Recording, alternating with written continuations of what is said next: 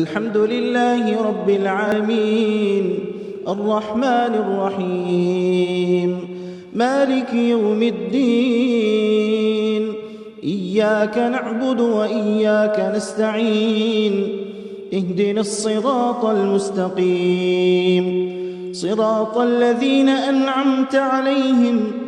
غير المغضوب عليهم ولا الضالين آمين. ألف لام را كتاب أنزلناه إليك لتخرج الناس من الظلمات إلى النور بإذن ربهم إلى صراط العزيز الحميد الله الذي له ما في السماوات وما في الأرض وويل للكافرين من عذاب شديد الذين يستحبون الحياة الدنيا على الآخرة ويصدون عن سبيل الله ويبغونها عوجا أولئك في ضلال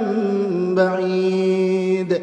وما أرسلنا من رسول إلا بلسان قومه ليبين لهم فيضل الله من يشاء ويهدي من يشاء وهو العزيز الحكيم ولقد أرسلنا موسى بآياتنا أن أخرج